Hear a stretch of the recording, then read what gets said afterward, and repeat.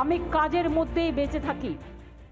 আর আমাকে যেদিন কেউ আঘাত করে না, বিশ্বাস করুন, আমাকে আঘাত না করলে আমি কিরকম ঘুমিয়ে পড়ি।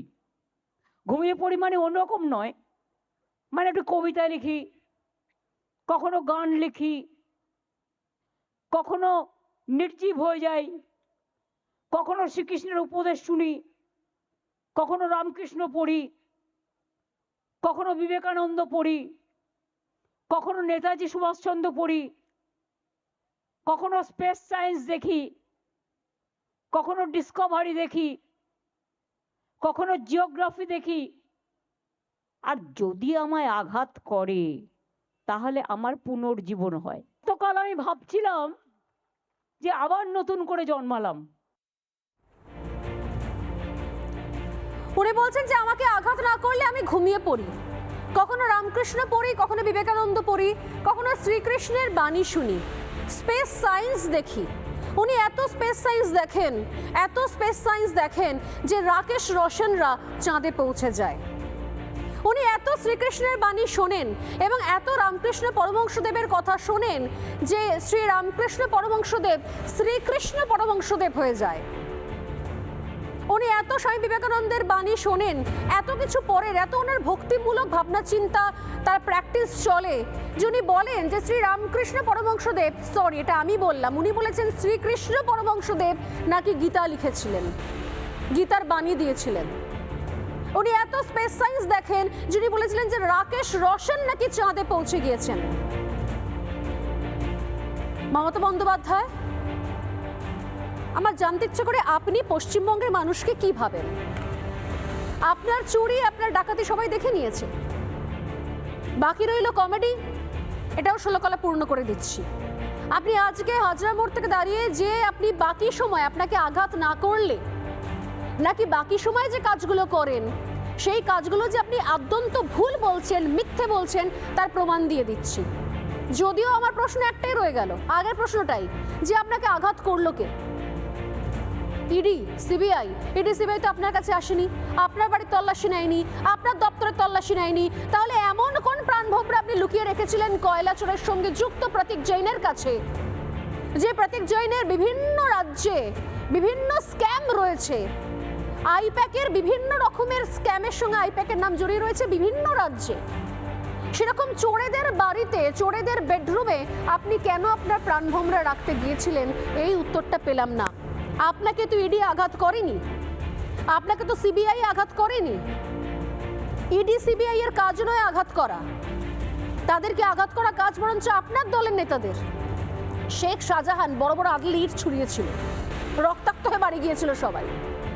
কিন্তু আপনি বলছেন যে এই সময়টা বাদ দিয়ে নাকি আপনি রামকৃষ্ণদেব পড়েন, বিবেকানন্দ পড়েন, স্পেস সায়েন্স নিয়ে পড়াশোনা করেন, আপনি ঘুমিয়ে থাকেন। বাংলার মানুষকে আর কত মিথ্যে কথা বলে বলে আর কত বোকা বানাবেন? এটাও মমতা বন্দ্যোপাধ্যায় মিথ্যে বললেন, অবান্তর মিথ্যে। কিরকম মিথ্যে একবার শোনাই তার নমুনা। শ্রীকৃষ্ণ পরমহংসদেব বলেছিলেন, কি বলেছিলেন? ধর্ম মানে ধারণ। ধর্ম মানে কি? ধর্ম মানে মানবতা, ধর্ম মানে পবিত্রতা, ধর্ম মানে বিদ্বেষ নয়, ধর্ম মানে শান্তি। এটা বলেছিলেন শ্রীকৃষ্ণ পরমহংসদেব, যিনি গীতায় বাণী লিখেছিলেন, উপদেশ দিয়েছিলেন। যারা গীতা নিয়ে গীতাকে অপমান করেন তাদের বলি, ওরে উন্নয়নের পাঁচালীকে নিয়ে তুই ওটাকে চাচালি করছিস, যায় আসে না। কোনোদিন পড়েছ পাঁচালি? এসো মা লক্ষ্মী, বসো মা লক্ষ্মী, থাকো মা লক্ষ্মী আমার ঘরে? কোনোদিনও পড়েছ পাঁচালি? আমি কাজের মধ্যেই বেঁচে থাকি। আর আমাকে যেদিন কেউ আঘাত করে না, বিশ্বাস করুন, আমাকে আঘাত না করলে আমি কিরকম ঘুমিয়ে পড়ি। ঘুমিয়ে পড়ি মানে অন্যরকম নয়, মানে একটু কবিতা লিখি, কখনো গান লিখি, কখনো নির্জীব হয়ে যাই, কখনো শ্রীকৃষ্ণের উপদেশ শুনি, কখনো রামকৃষ্ণ পড়ি, কখনো বিবেকানন্দ পড়ি, কখনো নেতাজি সুভাষচন্দ্র পড়ি, কখনো স্পেস সায়েন্স দেখি, কখনো ডিসকভারি দেখি, কখনো জিওগ্রাফি দেখি। আর যদি আমায় আঘাত করে তাহলে আমার পুনর্জীবন হয়। গতকাল আমি ভাবছিলাম যে আবার নতুন করে জন্মালাম।